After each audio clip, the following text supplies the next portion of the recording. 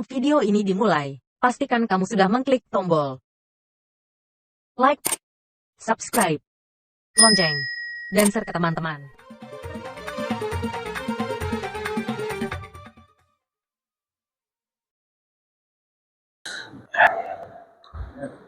Bismillahirrahmanirrahim. Assalamualaikum warahmatullahi wabarakatuh. Alhamdulillahi rabbil alamin. Wa bihi nasta'inu wa ala umurid dunya waddin. Asyhadu an la ilaha illallah wahdahu la syarika lah. Wa asyhadu anna Muhammadan abduhu wa rasuluhu sallallahu alaihi wasallam allazi la nabiyya ba'dah. Segala puji dan syukur kita ucapkan kepada Allah Subhanahu wa taala, Rabbul Alamin. Tuhan yang mempunyai alam ini, yang memiliki alam semesta ini. Kepadanya lah kita meminta pertolongan, baik dalam urusan dunia kita, apalagi dalam urusan akhirat kita. Allahumma salli ala Muhammadin wa ala alihi wa sahbihi wa sallim tasliman katsira. Bapak-bapak dan ibu-ibu jemaah subuh Masjid Al-Hijrah yang dirahmati Allah,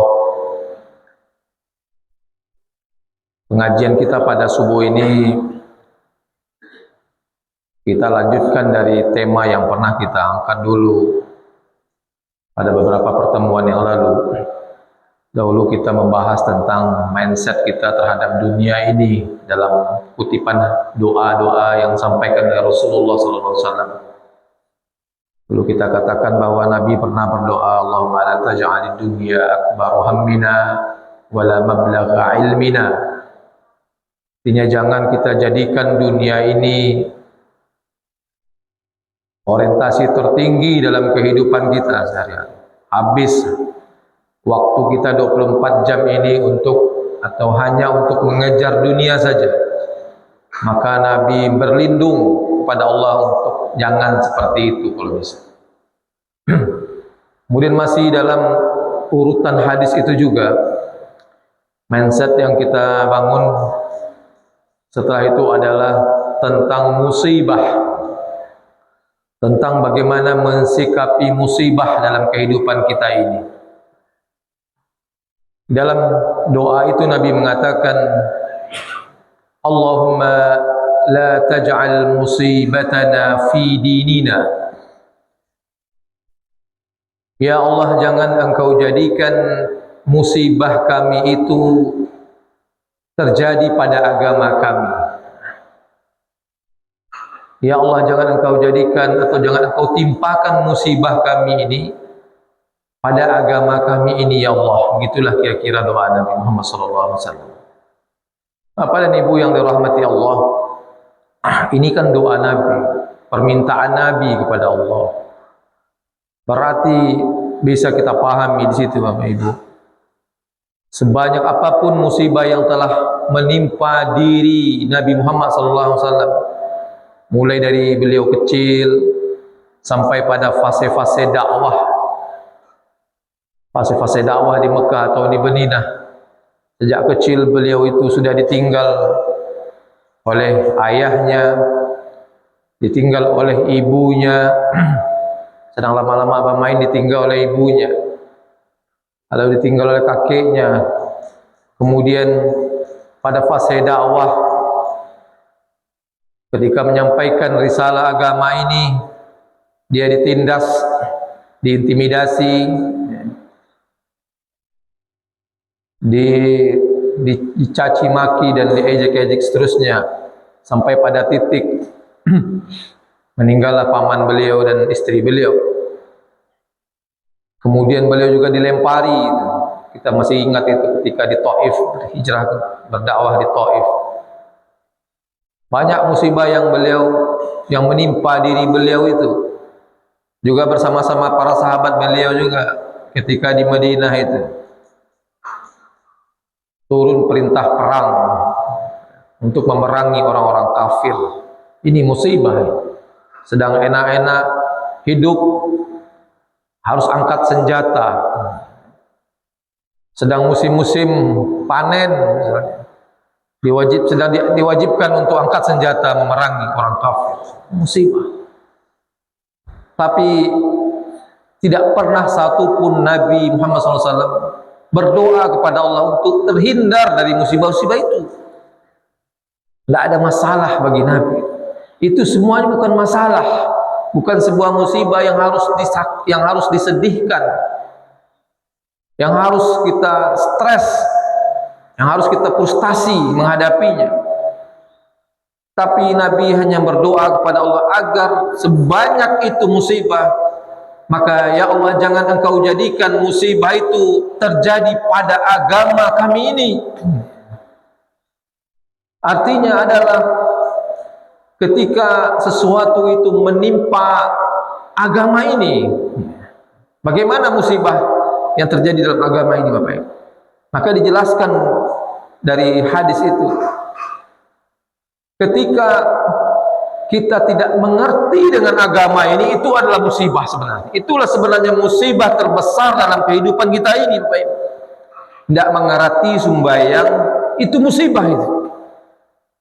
Atau tidak pergi, tidak mengerjakan syariat-syariat itu, itulah musibah yang sebenarnya, yang kita berlindung kepada Allah supaya tidak Allah timpakan kepada kita. Kalau musibah rumah kita hanyut, musibah motor kita hilang, boleh banyak musibah-musibah lain yang kita rasakan dalam kehidupan kita ini. Anak kita tidak lulus sekolah di tempat yang ia sukai, anak awak tidak diterima karajo di tempat yang ia cita-citakan, itu musibah juga. Tapi musibah sebenarnya yang terbesar itu adalah ketika itu terkait dengan pelaksanaan agama ini.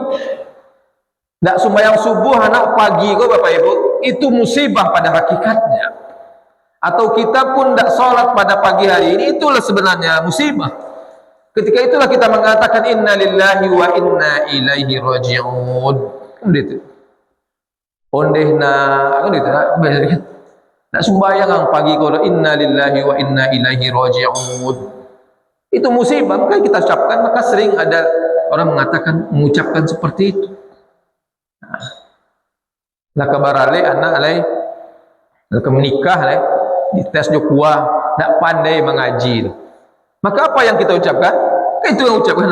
Apa kecepak kuah? Inna lillahi wa inna ilaihi raji'un.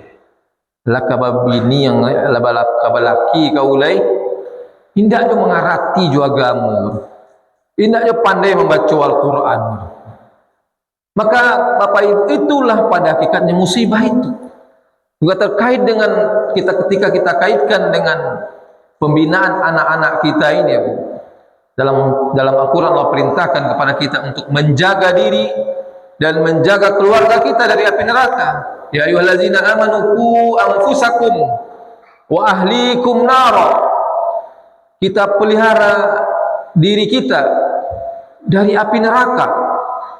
Lalu kita pelihara juga keluarga kita dari api neraka. Itu maknanya adalah jangan sampai kita dan keluarga kita itu terjerumus gagal untuk mendapatkan surga itu. Inilah pada hakikatnya bagi kepala keluarga ujian terberat dalam keluarga itu. Ketika keluarga itu tidak bisa dibawa, digiring untuk ke surga, artinya terjadi masalah dalam kehidupan beragama di rumah itu. Jadi kalau ada istri kita yang bertahun-tahun kita hidup dengan beliau, dengan dia itu, nggak bisa kita rubah parangainya sampai gini. Tentu terhadap kaitannya dengan kualitas keberagamaan, kualitas agamanya, kualitas pemahaman agamanya, nggak bisa dikecewakan. Kalau dinasehati, kalau keluar rumah tuh tutuilah kapalo terus kita, ya. Ini musibah bagi seorang suami. Ketika ada ibu-ibu yang keluar rumah itu tidak tutup aurat, itu musibah terhadap suaminya itu. Musibah suami itu. Musibah kepada suaminya. Ba'alah mau digubana rumah tangga. Anak-anak gadis juga seperti itu. Tidak paham dia bagaimana cara menutup aurat, itu musibah. Maka Bapak Ibu yang dirahmati Allah, dari hadis Nabi yang dari doa Nabi itu sebenarnya berat sekali itu doa itu, bahwa jangan sampai kalau untuk urusan-urusan dunia ini itu biasa-biasa saja. Kalau anak tidak lulus sekolah itu biasa ya. Nanti ada sekolah lain. Kehilangan motor biasa itu, nanti bisa cari motor yang lain kalau ada rezeki. Kadang-kadang dibantu oleh orang lain untuk mendatangkannya. Tapi ketika kita dan anak-anak kita ini tidak ada semangat untuk beragama ini, karena tidak mengerti agama. Bapak-bapak juga seperti itu di hari Jumat itu. Musibah itu. Datang Jumat itu seenaknya saja, nang sekelamak paru isi tibu Jumat itu. Padahal ada aturannya. Datanglah pada Jumat itu sebelum khatib naik mimbar. Itu disampaikan ke anak-anak kita yang muda-muda ini, yang bujang-bujang ini. Tidak ketika qomat dikumandangkan. Musibah ini, musibah kita di komplek kita ini. Kalau hari Jumat datanglah ibu-ibu waktu Jumat itu, ketika khatib atau ketika muazin sudah iqamat, baru berbondong-bondong anak-anak awak itu masuk ke dalam musaji. Tidak sembahyang loh, baru dua dulu. Nah, itu siapa sih? Itu terjadi terus setiap Jumat. Panjang lo baca. Ini siapa ini? Ini masalahnya di rumah, tolong disampaikan. Kalau qomat orang masuknya tidak langsung sembahyang, baru dua dulu. Nah, baru dua tuh begal-begal lestek. Nah, baru dia sholat. Di mana letak ini? Di mana letak agama? Ini masalah dalam pemahaman agamanya. Makanya sebagai bapak, sebagai ibu harus bertanggung jawab ini untuk menyelamatkan ini. Jangan sampai terjadi musibah dalam anak kita ini terhadap masalah-masalah agama ini. Nanti karena semakin hari ketika tidak ada yang menegakkannya dan membetulkannya, maka akan dikhawatirkan. Jangankan untuk melaksanakan syariat, mungkin bisa jadi tidak kenal lagi dengan Allah itu. Mungkin lagi tidak kenal lagi anak-anak kita nanti dengan siapa yang disembahnya itu. Makanya dalam kisah Nabi Ibrahim itu, dalam ayat yang kita bacakan, am kuntum syuhada iz qala Ibrahim li bani, apa namanya itu?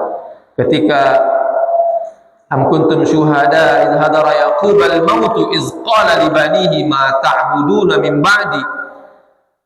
Salah satu kekhawatiran Nabi Yaqub itu, ketika dia nanti akan tidak ada di muka bumi ini, terhadap anak-anaknya adalah pertanyaan, apa yang akan engkau sembah nanti ketika aku tidak ada?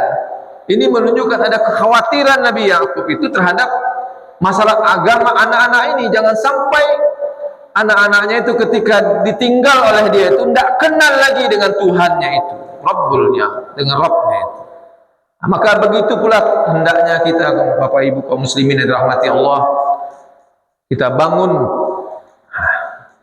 kita bangunlah sebuah kondisi bagaimana supaya semua keluarga kita itu mengerti dengan agama ini, sehingga dalam perjalanan hidupnya yang menunggu mati itu dia selalu diiringi dengan taufik dan hidayah dari Allah Subhanahu wa taala, dengan pemahaman agama yang baik.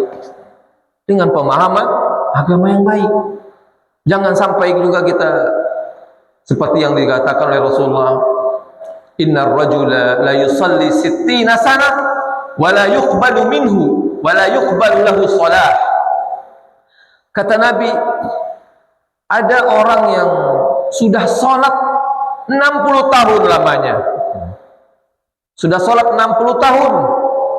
Wala yuqbalu shalah, wala yuqbalu lahu shalah. tapi tidak ada satupun sholatnya itu diterima oleh Allah Subhanahu wa Ta'ala. Nah, baca itu, ada orang 60 tahun sholat, tapi tak satupun sholatnya itu diterima oleh Allah. Maka ketika ibadah itu tidak diterima karena tidak mengerti, tidak paham dengan agama ini adalah musibah terbesar dalam kehidupan ini. Ini cuma bukti musibah konkret ini, baru kita ucap inna lillahi wa inna ilaihi. Jadi marilah kita pahami agama ini dengan baik, Bapak Ibu. Jangan malas kita untuk kalau kita sudah tidak tahu, atau kalau kita tidak tahu, maka kita cari tahu. Dengan segala fasilitas yang ada hari ini, tidak tahu cara sholat, maka kita pelajari terus menerus sampai kita mati, gitu lah kira-kira. Karena ada saja mungkin kadang-kadang ada orang yang berpikiran, ya sembahyang itu mode-mode itu saja, seperti yang kita pahami juga waktu kita di TPA dulu, ya mode-mode itu. Dibuatkan pengajian, nggak ada yang nggak mau datang, tidak mau ingin menambah ilmunya. Ada internet sekarang bisa melihat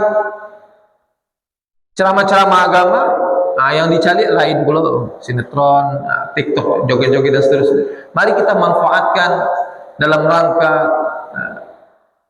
mendapatkan hidayah dan taufik dan petunjuk dari Allah Subhanahu wa Ta'ala